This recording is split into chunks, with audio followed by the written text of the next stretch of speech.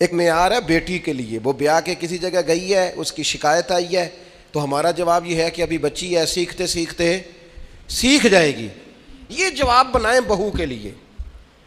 اگر وہ غلطی کرے، اس کی ساس شکایت ہے، اس کا خاوند شکایت کرے، تو یہ بہو کے لیے بولیں کہ ابھی بچی ہے، سیکھتے سیکھتے. یہ بہو کے لیے بات کریں کہ بچی ہے، سیکھتے سیکھتے. یہ بہو کے لیے ضرورت ہے اس کی. بیٹی کے لیے تو اس کی ضرورت، بیٹی غلطی کرے تو اس کے وکیل بن جاتے ہیں. ساری زندگی ساس سسر اپنی بیٹی کے وکیل رہتے ہیں اور اپنی بہو کے جج بنے رہتے ہیں.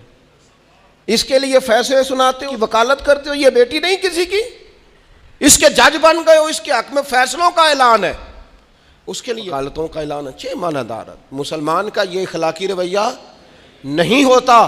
نبی پاک علیہ الصلوۃ والسلام نے ہمیں سبق دیا ہے جو قریب رہنے والے انہیں ہی تو معاف کرنا ہے، دوسرے کو تو معاف کرنا ہی نہیں پڑتا.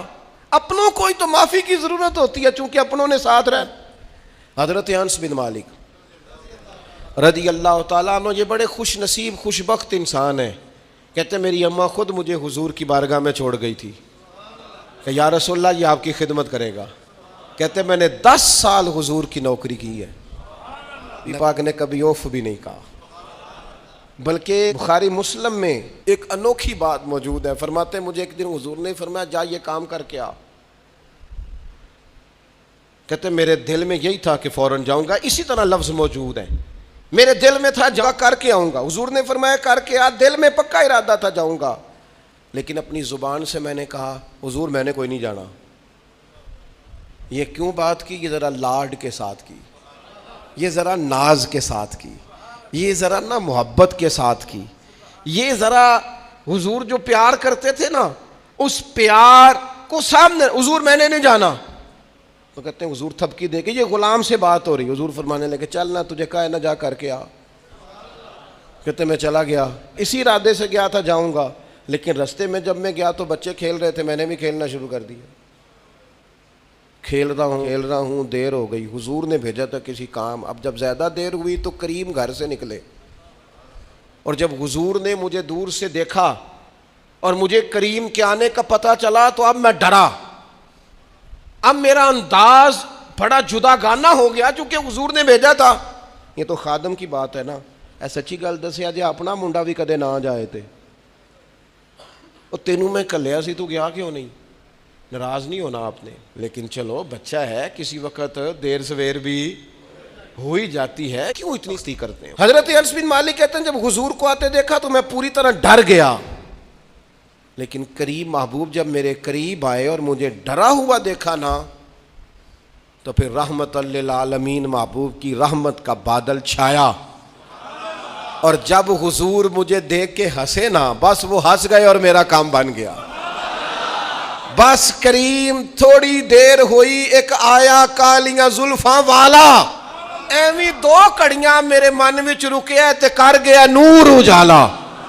بات بن گئی، بات طبیعت ٹھنڈی ہو گئی. تو حضور فرمانے لگے میں نے کہا تھا جاؤ، گئے نہیں.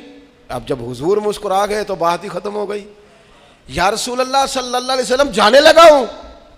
تو حضور نے پھر شروع سے بات شروع کر دی. حضور جانے لگا ہوں. فرمایا جا دوڑ کے آ، پھر جو کہا تھا وہ کر کے آ. لیکن وہ بیچ میں جو دیر ہوئی تھی، وہ جو لیٹ ہوئی تھی اور جو میں کہہ کے آیا تھا میں نے نہیں جانا، حضور نے اس بات پر مجھ سے کوئی سختی نہیں کی. میرے عزیز اپنوں نے تو غلطی کرنی ہے، معاف کس کو کرنا ہے؟ اپنوں کو. لیکن ہم نے باہر ساری دنیا کو معاف کر دیا ہے، اپنوں کو ہم معاف کرنے کو تیار نہیں. اپنوں کو معاف کرنا ہے، اپنوں سے درگزر. اور پھر آپ اگر کوئی دینی تعارف رکھتے ہیں، آپ نمازی ہیں، آپ حاجی صاحب ہیں، آپ بزرگ ہیں، آپ شیخ ہیں، تو پھر تو آپ کے اخلاق میں اور زیادہ وسعت ہونی چاہیے. جیسے جیسے بندے کی عمریں بڑھتے جائیں نا ویسے ویسے اسے میٹھا ہونا چاہیے، کڑوا نہیں ہونا چاہیے. جیسے جیسے اس کی تسبیح بڑھتی جائے ویسے ویسے اس کا لہجہ بھی وسیع ہونا چاہیے. اس کے مزاج کے اندر دینی اگر آپ تعارف رکھتے ہیں تو پھر تو آپ کو، میں آپ سے عرض کروں، میں کئی دفعہ دوستوں سے شکواتا ہوں، میں کہتا ہوں یار ہم تو جو کہنا چاہتے ہیں وہ بھی نہیں کہہ سکتے. ہم تو سونا چاہتے ہیں، ڈھب سے سو نہیں سکتے، ڈھونڈتے پھرتے ہیں جگہ ملے کوئی آرام کرنے کو.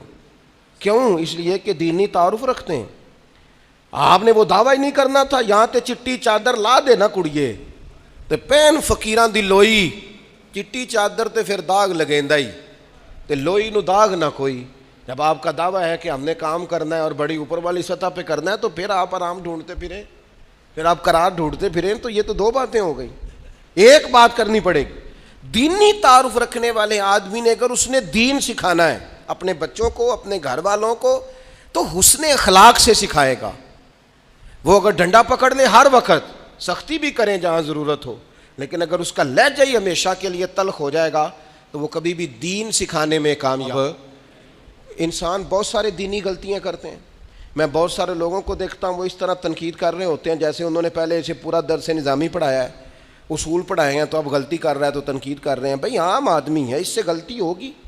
بڑی اہم بات بھی, بہت بڑا آدمی بنیادی بات سے بھی کسی وقت ناآشنا ہو سکتا ہے, لیکن آپ کے لہجے میں سختی ہے, آپ بات کرتے ہیں تو تلخ کرتے ہیں. آپ سے کوئی دینی کلام کیا جاتا ہے تو آپ سخت ہیں. دینی لوگوں کو چاہیے کہ وہ دین سکھائیں تو اس میں بہت زیادہ اخلاق کا خیال رکھیں. غلطیاں کریں گے لوگ. اگر آپ عالم ہیں اور آپ کے پاس کوئی دینی معلومات ہیں تو پھر آپ کو اس کی خوبصورتی کا بھی پتہ ہونا چاہیے. آپ نے حضرت معاویہ بن حکم رضی اللہ تعالیٰ عنہ کہتے ہیں میں نے حضور کی مسجد شریف میں نماز پڑھی تو ایک شخص کو نا چھینک آئی, یہ بھی بخاری مسلم میں موجود ہے, تو میں نے نماز میں کہہ دیا یرحمک اللہ. یہ چھینک آنے کا جواب ہوتا ہے, میں نے یہ نماز میں ہی کہہ دیا. تو اب بہت سارے لوگ مجھے گھورنے لگ گئے, کچھ نے اپنے ہاتھ بھی مارے زانوں پر کہ یہ کیا کر رہے ہو, نماز میں بول رہے ہو. فرماتے ہیں نماز مکمل ہوئی اور یہ لفظ ہے حضرت معاویہ بن حکم رضی اللہ تعالیٰ عنہ کے, فرمانے لگے قسم اللہ کی میں نے حضور سے بہتر سمجھانے والا نہ پہلے کبھی دیکھا ہے نہ بعد میں کبھی دیکھا. فرماتے ہیں نہ حضور نے مجھے مارا نہ ڈانٹا, بلکہ جس طرح ایک بچے کو گویا ٹریٹ کیا جاتا ہے, سمجھایا جاتا ہے. حضور فرمانے لگے اللہ کے بندے نماز میں کوئی اور بات نہیں کرنی چاہیے, صرف اللہ کی تسبیح پڑھنی چاہیے, اس کے اسماء کا ذکر کرنا چاہیے یا قرآن پاک پڑھنا چاہیے. نماز میں کوئی اور کام کرنے کی اجازت نہیں ہے. ہمارے ہاں لوگ دینی مسئلہ سمجھاتے ہیں تو اتنا ان کے مزاج میں تلخی ہوتی ہے بعض اوقات, اللہ ماشاءاللہ. کچھ لوگوں کی طبیعت اتنی کرخت ہوتی ہے, بچہ نماز پڑھ رہا ہے اور حاجی صاحب اس کے ساتھ کھڑے نماز پڑھ رہے ہیں, لیکن وہ اس کو کھڑا کر رہے ہیں تو یوں کندھے سے ہلا کے, تینوں آج تک نہیں پتہ نماز ہے کہ یہ آپ دین سکھا رہے ہیں. یہ اخلاقی رویہ دین سکھانے کا, یہ لب و لہجہ دین سکھانے کا.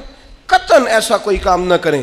میں تو یہ مدارس کے اساتذہ سے بھی کہتا رہتا ہوں, میں کہتا ہوں نبی پاک نے کبھی کسی کو نہیں مارا.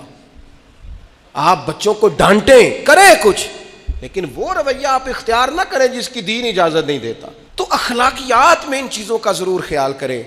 ایک روایت اور عرض کر دوں آپ کو. حضرت جابر ابن عبداللہ رضی اللہ تعالیٰ عنہ فرماتے ہیں میرے والد احد میں شہید ہو گئے تھے, میرے بہنوں کا بوجھ بھی تھا اور قرضہ بھی تھا. اللہ کے محبوب علیہ السلام نا مختلف طریقوں سے مختلف انداز میں میرے اوپر کرم نوازیاں فرماتے. نوازنے کا طریقہ, آپ نہ کسی کو نوازیں بہانے سے.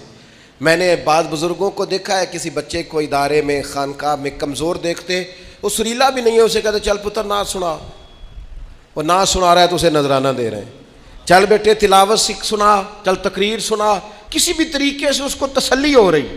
اور اس طرح کا رویہ نہ اپنایا جائے کہ وہ مانگنے والا بن جائے. یہ اخلاقی بلندی ہوتی ہے آپ کی کہ آپ کسی شخص کو بہانوں سے نوازیں.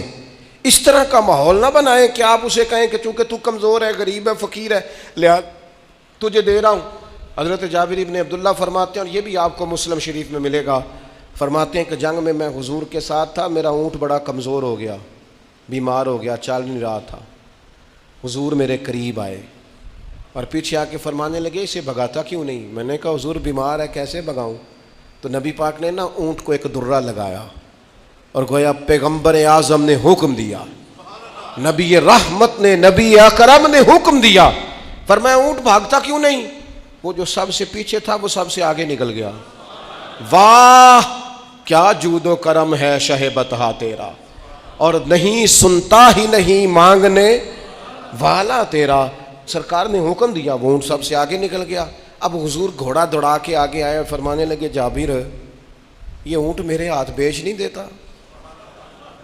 وہ بیمار تھا, حضور کے حکم سے بھاگا ہے, فرمایا بیچ نہیں دیتا. کہا نہیں یا رسول اللہ ویسے ہی رکھ لیں. فرمایا نہیں, میں پیسے دوں گا۔ یا رسول اللہ آپ کا یہ ہے؟ فرمایا نہیں، آپ قیمت بتائیں۔ حضور ٹھیک ہے، اتنے کا اونٹ ہے، میں مدینہ طیبہ جا کے آپ کی خدمت میں پیش کر دوں گا۔ حضرت جابر ابن عبداللہ فرماتے ہیں حضور نے مجھ سے اونٹ خریدا، مدینہ طیبہ پہنچ کر نبی پاک صلی اللہ تعالی علیہ وسلم نے سیدنا بلال حبشی سے فرمایا جابر کو اونٹ کی قیمت بھی دے دو اور کچھ پیسے زیادہ بھی دے دو۔ فرماتے ہیں مجھے اونٹ کی قیمت بھی مل گئی، کچھ پیسے زیادہ بھی مل گئے، اور جب میں حضور کی بارگاہ میں حاضر ہوا اونٹ پیش کر کے اور قیمت لے کے جانے لگا تو حضور فرمانے لگے جابر جانا نہیں، قیمت بھی تیری ہے، اونٹ بھی تیرا ہے۔ نبی پاک نے وہ اونٹ بھی تحفے میں مجھے واپس دے دیا۔ یہ اخلاقی رویے کی بلندی کہ کسی شخص کی غربت میں اسے نوازنا، لیکن اس طرح کا نوازنا کہ اسے محسوس نہ ہو کہ مجھے امداد دی جا رہی ہے۔ تو اپنے ان چند ایک اخلاقی رویوں پر ضرور توجہ کریں۔ ایک تو سب سے جس کو آپ دیکھیں کمزور ہو گیا ہے، گر رہا ہے، پریشان ہے، اس کا ضرور خیال کریں۔ لوگ بڑے بڑے تیز دوڑتے ہیں، کسی جگہ پھر گر بھی جاتے ہیں، گرتے ہوئوں کو سنبھالنے کی کوشش کریں۔ دوسری گزارش یہ کی ہے میرے عزیز، جو ہمارے قریبی لوگ ہیں انہیں تو ہم نے معاف کرنا ہے، اپنوں کو ہی تو ضرورت ہوتی ہے کہ درگزر کر کے اپنے ساتھ رکھا جائے، پیار کر کے اپنے قریب کیا جائے۔ اور تیسری گزارش یہ ہے کہ اگر آپ کسی کو دینی پیغام دینا چاہتے ہیں تو نہایت محبت کے ساتھ، نہایت خلوص کے ساتھ دینی مسئلہ آپ کسی کو بھی بتائیں تو اسے چھوٹا بچہ سمجھ کر آپ ڈیل کریں، شدت نہ اختیار کریں دین بتانے میں، وہ لہجہ اختیار نہ کریں جس لہجے میں محسوس ہو کہ آپ خود بااخلاق نہیں ہیں تو آپ کسی کو کیا سمجھائیں گے۔ اور چوتھی گزارش یہ کی ہے جب کسی کی مدد کریں اسے رسوا کر کے نہیں، کسی کی پھیلی جھولی دیکھ کر خوش ہو کے نہیں، بلکہ آپ اعزاز بھی اس کو عطا کریں اور رویہ اس طرح کا اختیار کریں جس میں محسوس ہو کہ اس کی عزت نفس مجروح نہیں ہوئی۔ ان چیزوں کو پیش نظر رکھ کے جب اخلاقی بلندی ہم حاصل کریں گے نا، ایک میں اور بات بڑی ضروری آپ کی خدمت میں عرض کروں، جو آدمی بھی اپنے آپ کو بڑا سمجھتا ہے، وہ مالی طور پہ بڑا ہے، علمی طور پر بڑا ہے، عہدے کے طور پہ بڑا ہے، قبیلے کے طور پہ بڑا ہے، خاندان میں بڑا ہے، وہ کسی بھی مقام پر کسی بھی انداز میں بڑا ہے، اللہ نے فضل کیا وہ بڑا ہو گیا، اسے سمجھ آ گئی ہے کہ کچھ لوگ میری بات سنتے ہیں، میرا فیصلہ مانتے ہیں، تو وہ اچھی طرح سمجھ لے کہ اگر وہ اللہ کے فضل سے اسے کوئی موقع مل گیا بڑا ہونے کا تو وہ اپنے اخلاق کو بڑا کرے، پھر اپنے کردار کو بڑا کرے، پھر اپنے حوصلے کو، ظرف کو اور اپنے ذہن کو بڑا کرے، اس لیے کہ آپ اپنے کردار کی اور حوصلے کی بنیاد پر بڑے بنیں گے۔ صرف یہ کہ دو تین آپ کے نام کے ساتھ القابات لگ جائیں اور چند لوگ آپ کو سلوٹ کرنے لگ جائیں، اس سے نہیں پتہ چلے گا کہ آپ بڑے ہیں۔ کار و عمل سے خوشبو آئے گی تو پتہ چلے گا آپ کتنے بڑے ہیں۔ اللہ تعالی ہمیں سمجھنے کی توفیق عطا فرمائے۔